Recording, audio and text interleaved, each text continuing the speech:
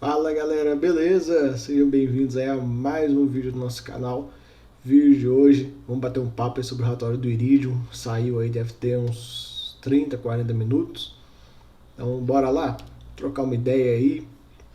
E quero aproveitar já no início do vídeo, pessoal, falar que eu acabei de mandar um e-mail para a gestora, mandei no e-mail, no contato que todo mundo tem lá no site, né? Mandei um e-mail para eles convidando o seu legado para uma live. Então vamos ver aí, quem sabe a gente tem uma live com o pessoal do Iridium no canal em breve. Fico no aguardo aí da resposta. Tomara que a gente consiga. Temos live aí final do mês com o pessoal do Tigar e em breve a gente deve ter live com o pessoal do BCFF. Ainda estou nas primeiras conversas e tal, mas deve acontecer. Fechou? Então vamos lá, vamos começar? Minhas redes estão aí, vocês já estão ligados. E para você que não é inscrito no canal, se inscreva. Isso ajuda a mostrar para o YouTube que o que eu venho fazendo aqui é relevante. Então, bora começar um bate-papo. E ele começa falando da distribuição, né? O textinho do Iridium no início do relatório é basicamente sempre a mesma estrutura. Claro que eles mudam o texto, né? Mas é sempre mais ou menos a mesma pegada. E ele coloca, né? O fundo pagou 1,26, que foi um rendimento um pouquinho a mais do que vinha nos últimos meses. A gente vai ver a tabela de rendimentos aqui, ó. A gente consegue ver que nos últimos, desde dezembro, aí, que ele não pagava um rendimento mais elevado, né? Tá pagando um pouquinho abaixo. E ele coloca, né, que o fundo foi impactado positivamente em todas as frentes, quanto a carteira de FIIs, essa apresentou uma elevação em termos de receita de rendimentos. Por quê, pessoal? Porque ele tem muito fundo de papel. E muito fundo de papel que apura o lucro pelo regime contábil, regime de competência. Ele vai até comentar um pouco sobre isso. Com esses caras apurando o lucro desta forma, a inflação que veio, ela cai praticamente no mês. No mês, entendeu? Claro, você tem aquele atraso de 2 meses, mas ela cai quase que imediatamente. Já o Iridium, os CRIs que ele tem, isso não acontece. Por que não acontece? Porque o Iridium ele apura o lucro dele pelo regime caixa, então ele não consegue fazer isso. O dinheiro dessa inflação fica acruado nele. Vocês já viram um vídeo falando do FHI e o dinheiro fica acruado, ele até colocou aqui, ó, nesse último grifo aqui, ele coloca: informamos que o Iridium apresenta o resultado acumulado em crise atrelada à inflação de aproximadamente 42 milhões.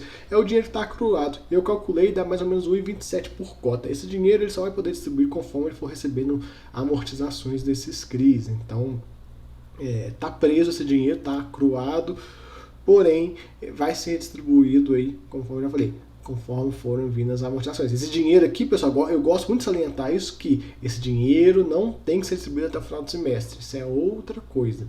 Então vamos lá, vamos continuar.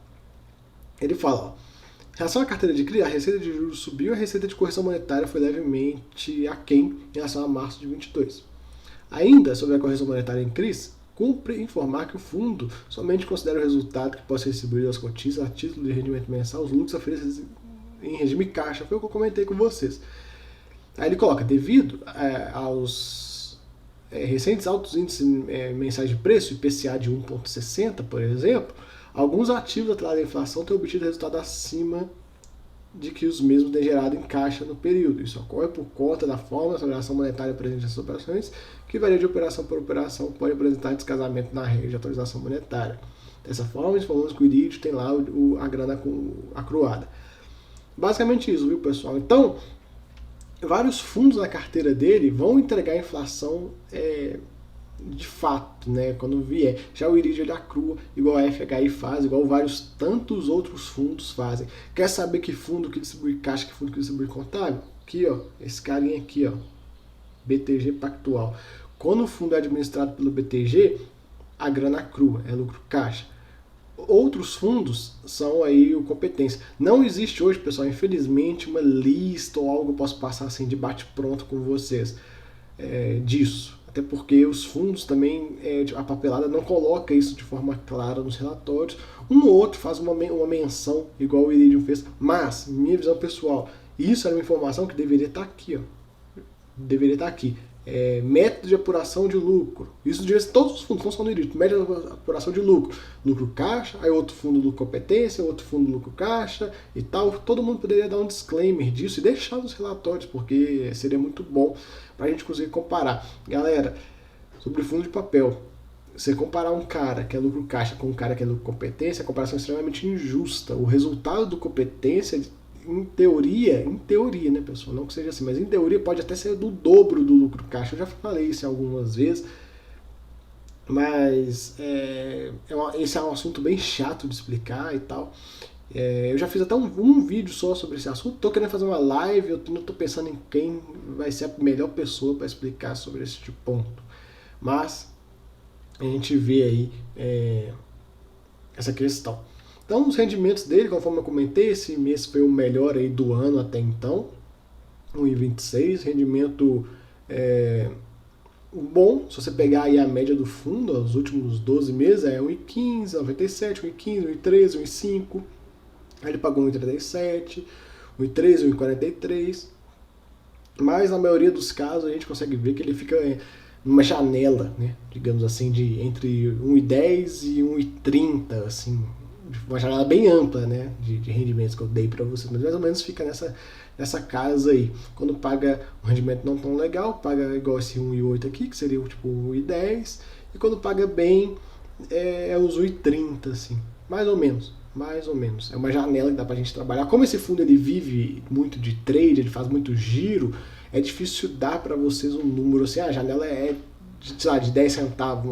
Não, eu tenho que dar um guidance um pouco mais amplo. Nem sou eu que tenho que dar o guidance, quem tem que dar o guidance é a gestão, mas eu falo de questão de precificação, como se for precificar uma cota, desse fundo entenda, eu uso mais ou menos essa distribuição para eu ter ideia se está valendo a pena ou não comprar naquele preço.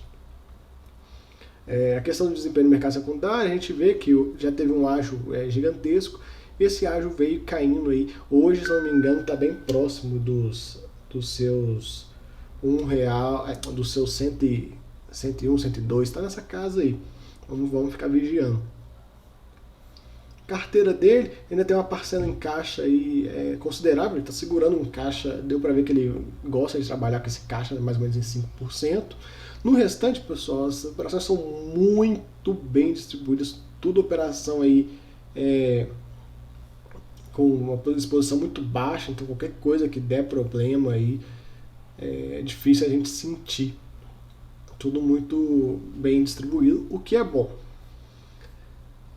Continua, né, a carteira desse fundo sendo a renda fixa. É a carteira do fundo de FII dele. O único ponto que a gente tem que comentar é que apareceu um cara novo aí que não tinha, que é o Serra Verde, que é um fundo da RCAP, é um fundo que tem equities do grupo GPK aí. E a gente vê o custo médio, 8,19. E aí você pode se perguntando, pô, mas de quem que ele comprou? Quem vendeu? Quem vendeu foi o Tord. Então vocês podem ver no relatório do Tord, que vai sair, ainda não saiu, né? Vai sair o vídeo, já gravei, deve sair dia 20 e poucos. A gente viu que o Tord vendeu essa posição e teve um lucro de 40 centavos por cota. E agora descobrimos quem comprou. Foi o Iridium. E eu falo isso por quê, pessoal? Porque esse fundo Serra Verde ele não deve ter nem 100 cotistas. Então é um fundo que as vendas, né, sai de uma mão vai para outra, é um grupo muito pequeno de pessoas que tem para comprar, né, não tem tipo liquidez no secundário para o Iridium ou o Tord mesmo chegar, eu quero vender aqui 22 milhões, será que eu consigo vender isso no secundário? Não consegue, então tem que ter essa venda meio, digamos assim, combinada, não é combinada, mas se não tem como vender a mercado, tipo, é um fundo que também é só para qualificar, o investidor qualificado e tal, então ele não tem nem liquidez. Depois eu posso até pesquisar a liquidez, deixar num comentário aí para vocês a liquidez dele, tipo assim, é muito baixa, né? Tem dias que nem tem negociação. Eu lembro que quando esse cara foi à negociação, eu fiquei de olho nele para ver, ficava 4, 5 dias sem ter nada. Então é um fundo aí que não tem movimentações. Galera, um ponto aí, essa compra pra gente conversar, entrando nesse ponto, vamos aqui na tabela de compras dele, depois a gente sobe de novo, vou mostrar aqui para vocês as movimentações. Essa compra foi algo que me deixou insatisfeito, eu venho aqui falar na maior tranquilidade, me deixou insatisfeito, sim, não gostei, eu esperava que o Iridium continuasse se distanciando dessas posições, igual ele vinha fazendo, vinha vendendo DEVA, vinha vendendo HCTR e tudo. E agora a gente vê que teve essa reaproximação, então eu não fiquei muito feliz. Digamos que pode ter acendido uma luz amarela para mim, minha, pessoal, minha, sim, vou ficar de olho. porque se continuar com esse tipo de movimento aí, você sabe o tanto que eu já mostro os problemas em relação a esses fundos. A gente sabe que no passado o Iridium foi o grande financiador das emissões desses caras, ancorou muitas vezes. Então, agora eu vi o Iridium vendendo essas posições, estava tranquilo quanto a isso, eu estava feliz com esse movimento. Agora eu vejo ele comprar uma dessas posições do Tord, e isso foi um dinheiro que indiretamente saiu do cotista do Iridium, foi pro Tord, o Tord pegou esse dinheiro, o lucro ele vai distribuir pro cotista dele, até um ponto, galera, estou para fazer um vídeo sobre isso, mas esperem pagamentos no Tord aí na casa de 20 centavos no próximo e no outro mês, tudo indica, viu pessoal, ele está com 40 centavos de lucro acumulado aí dessas vendas. Então, a gente consegue ver essa questão, o dinheiro saiu do Iridium, foi pro Tord, o Tord pegou esse dinheiro, tirou 40 centavos, vai distribuir, o restante o Tord fez um aporte nos equities da carteira, que no caso ele fez um aporte no Resort do Lago. Então acabou que saiu o dinheiro do cotista do Iridium para bancar um aporte no Resort do Lago. Mais ou menos isso que eu consigo fazer a leitura. Foi até um dos motivos também de eu ter chamado o gestor para a live, para ele poder vir aqui falar, explicar e tudo, se tiver alguma coisa, se não tiver, o canal está aberto. E até para a gente conversar de outras movimentações no fundo. Então a gente vê que no último mês a gente não teve nenhuma venda que ele já vinha fazendo. Todo mês ele vendia um pouquinho de DEV, um pouquinho de HCTR e tal, e nesse mês ele não vendeu nada. Nesse último mês. Lembrando, galera, nesse último mês a cota teve aquela derrubada, né, que ela saiu de 120 para 94, agora voltou para 100 e poucos. Então, a gente já tava todo mundo esperando esse relatório para ver, né, se o Iridium tinha participado desse movimento, e não, pelo visto não, ficou quieto, não vendeu nada, vendeu um pouquinho de Versailles, tá, mas 60 mil cotas, 500 mil reais, isso aí nem muda a cotação. E é um ponto que a gente vê, ó, ele vendeu essa posição de Versailles aqui, ó, a 9,37. Vamos ver o preço médio dele em Versailles, bom que tem aqui, a gente consegue ver, ó, quer ver, ó, Versailles, procura ele aqui, cadê aqui, ó, Versailles. É 10, então ele vendeu um pouquinho de Versailles no prejuízo. Certamente ele utilizou essa posição para bater os lucros aí que ele vendeu, por exemplo, o Urca, né? A gente vê aqui que ele vendeu bastante de Urca, vendeu 32 milhões aí. Ele pode ter usado um pouco desse prejuízo aqui para abater lá, mas o único ponto que me desagradou nessa movimentação do Iridium nesse mês foi justamente essa questão do Serra Verde que eu falei com vocês. Seria legal, muito, muito bom se o gestor viesse aqui para a gente conversar e tudo, trocar uma ideia sobre essas questões, sobre toda essa coisa, né? Porque o Iridium foi sempre o grande financiador desses caras, e chegando um ponto o Iridium fechou a torneira do dinheiro, né? E todo mundo ficou, opa, legal, o Iridium não vai mais financiar, tá tudo certo, e ainda começou a vender as posições, então foi duplamente bom, né? Todo mundo vendo isso acontecer. Agora a gente vê um movimento que vai um pouco contra o que o fundo vinha fazendo, que foi essa compra do Serra Verde. Então, seria legal a gente conversar sobre esse assunto. Deixa o canal aí aberto pra gente trocar ideia, fechou? Galera, vamos voltar aqui onde eu estava. Feita aí o comentário, feita aí minha questão que eu estou de olho. Para mim acendeu uma luz amarela e vou ficar vigiando. Vamos aguardar as próximas movimentações. Até um bate-papo sobre isso, para a gente trocar uma ideia, é o seguinte. Ele tem um preço médio em Tord, vamos lá no Tord aqui, de 10,47. O preço médio de um Tord bem alto. O Tord está aí bem baixo. Eu posso até olhar aqui para vocês. Ó, eu pego aqui o telefone e a gente olha quanto que está o Tord hoje. Deixa eu ver aqui.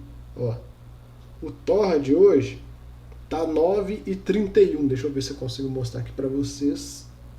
Tord 9,31.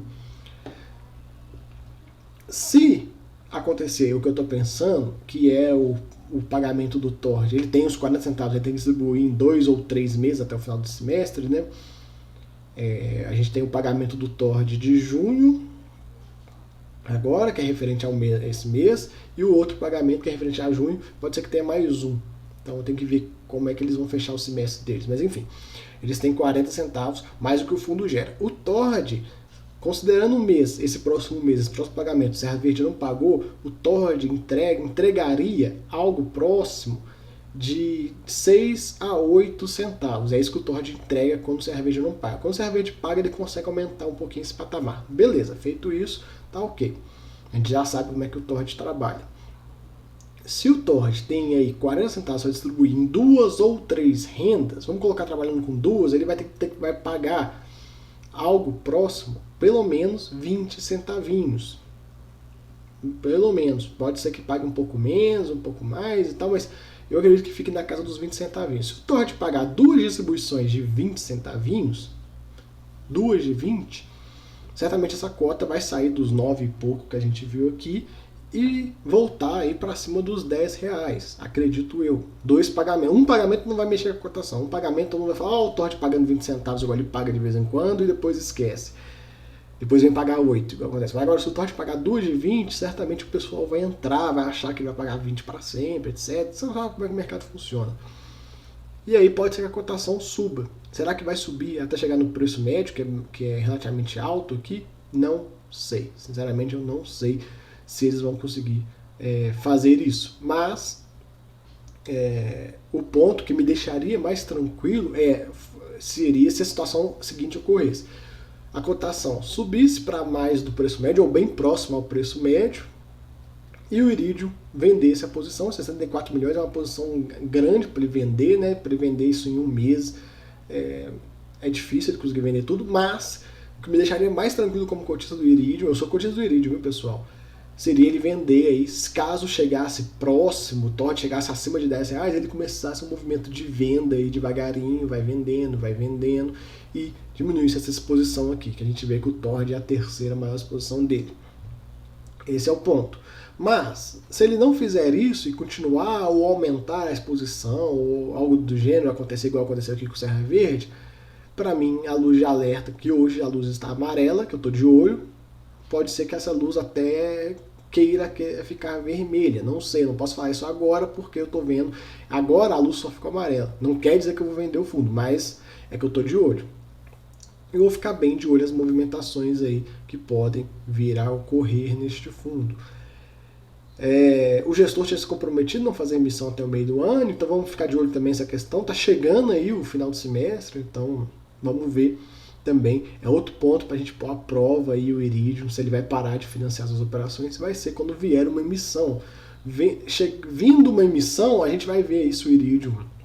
O que ele vai fazer com o dinheiro? Se ele vai continuar comprando CRIs, se ele vai comprar fundos imobiliários, a gente tem que ficar de olho com isso. Mas, pessoal, tem essas situações aí que eu comentei com vocês. Eu tô para gravar um vídeo sobre o Tord e HCTR. Vocês falam, você critica demais os fundos e tal. Galera, esse vídeo que eu vou gravar não é nem de crítica, é para mostrar para vocês que o fundo aí, esses dois carinhas, devem entregar o HCTR pelo menos 1,70 mês que vem. Podem vir aqui me cobrar depois, o HCTR paga pelo menos 1,70 no mês que vem. O Tord ainda é meio, digamos, obscuro eu conseguir fazer esse cálculo, mas eu acredito que seja pelo menos uns próximos dos 20 centavinhos ali.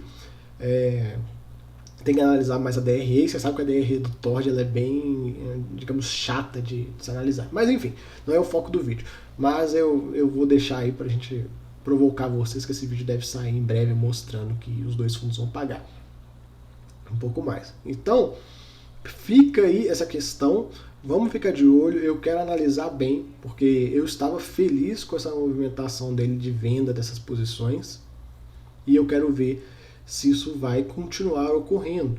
Se não continuar ocorrendo e começar a ir para a direção contrária, totalmente contrária do que ele vinha fazendo, aí eu vou repensar. Mas por enquanto estou tranquilo, continuo cotista, continuo gastando do fundo, mas fico de olho aí para ver o que vai acontecer.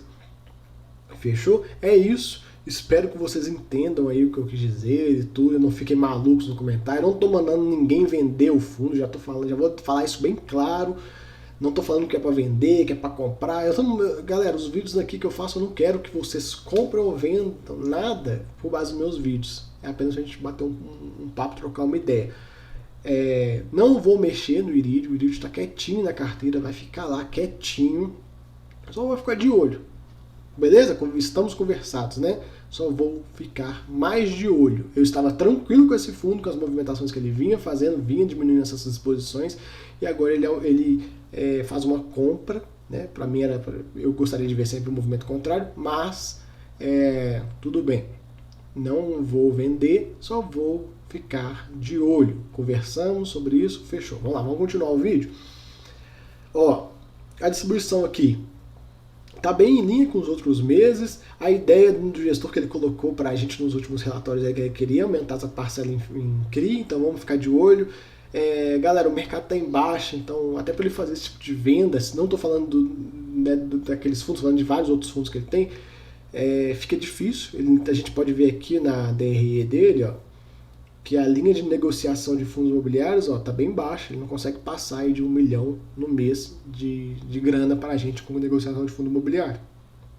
Então, tem esse ponto, sabe? O fundo não consegue gerar aqueles ganhos mais legais que ele fazia no passado, vendendo fundo imobiliário, arbitrando, emissão, etc., porque o mercado está muito na baixa. Então a gente consegue ver isso. É muito difícil, né? Também, outro ponto a gente comentar, é muito difícil, né, na nossa indústria de fundo imobiliário, que hoje não tem uma liquidez boa, né? É ridiculamente mais baixa que de ação, por exemplo, um fundo imobiliário conseguir vender. Porque a gente, pessoa física, não sente isso. A gente, pessoa física, vai lá, não gosto mais de VGHF. Você abre lá seu home broker, você pode ter 200 mil reais em VGHF, que se você botar uma ordem, no dia vende aí sem maiores problemas. Agora imagina o cara, o fundo da instituição, que vai fazer uma venda igual ele fez esse XPCI de 6 milhões. Essa venda aqui deve ter demorado alguns dias. Ele botar uma ordem de 6 milhões no book de XPCI no dia, vai derrubar a cotação. Então tem esse ponto aí. É bem mais difícil de conseguir se movimentar. Para um fundo desse tamanho, de alguns bilhões de reais, que tem aí uma parcela em fundo imobiliário relevante, é difícil dele conseguir se movimentar de forma rápida, né? Todo mundo quer que, sei lá, ele coloca no relatório que ele quer comprar mais CRI, que ele vai vender fundo imobiliário. Todo mundo quer que, em um mês ele reduza metade da posição do fundo imobiliário e compre CRIs, mas não é assim, é um processo que a gente vê aí acontecendo, que demora, é algo bem devagar e tudo. Esse é um problema aí para os nossos fundos que tem outros fundos imobiliários, ou para os FOFs também. São movimentações um pouco mais difíceis de serem feitas. DRE dele, pessoal, para a gente seguir no vídeo, cara, como eu já falei, o trade de fundos imobiliários foi baixo. Nesse mês também o trade de CRI aí não foi tão alto, igual a gente já viu, por exemplo, novembro foi bem alto, dezembro também, que foi que ele pagou aqueles dois rendimentos mais gordos. E nos últimos meses aí ele não vem conseguindo fazer tanto trade assim, ficou em linha com o último mês. Receita de juros e correção monetária se manteve aí no patamar praticamente o mesmo, né? Veio até abaixo de fevereiro, né? A gente pode ver aqui, mas chegou em linha. A gente consegue ver o resultado e nesse mês ele distribuiu aí tudo, né? Ele distribuiu tudo aí que o fundo tinha. Seguindo, ele fala um pouco desse índice que o fundo entrou e tal, mas já conversamos disso em outros vídeos. Aqui um pouco das operações dele, mas não tem nenhuma foto, nem nada. Acho que seria legal melhorar um pouco essa parte. Trazer aí uma foto, trazer aí um descritivo. Eu peço isso, pessoal, em todo fundo, viu?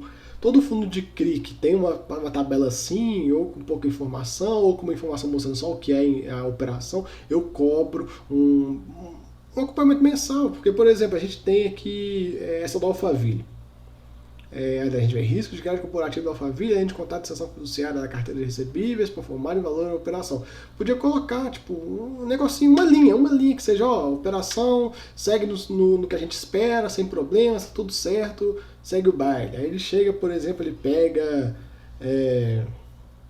esse Beach Park, ó, recebível de vendas do modelo timeshare atrelados a hotéis do complexo Beach Park no Ceará. Podia colocar, ó, tá tudo certo, tá tudo legal, ó, tá a luz amarela aqui, igual a gente vê o pessoal do Torre do Versalhes que tem, né, eles colocam aquelas bolinhas amarelas e tal.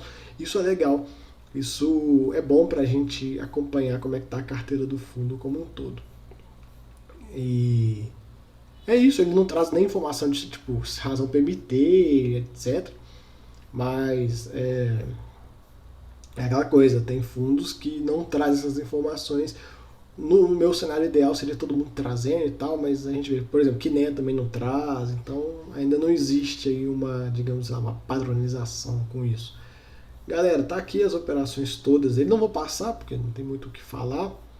E fica aí o vídeo. Eu espero que vocês tenham gostado. Trouxe algumas reflexões aí pra vocês. Espero que vocês entendam. Não é terrorismo, não é nada, mas é a minha visão pessoal de quando eu vi o relatório. Para quem não tá no meu grupo do Telegram, pessoal, lá eu comentei na hora. Saiu o relatório, eu mandei e já vim com comentário. Então, já depois corri aqui para gravar o vídeo. Estou gravando aqui 10h52. Vocês podem ver aqui no relógio. Na verdade, nem dá para ver porque eu tirei a tela, mas enfim. 10h52, vocês viram aí enquanto eu gravei. E o vídeo vai sair meio-dia. Então, fica aí o vídeo. Espero que vocês tenham gostado. Até a próxima. Não deixe de se inscrever no canal, hein? Fui!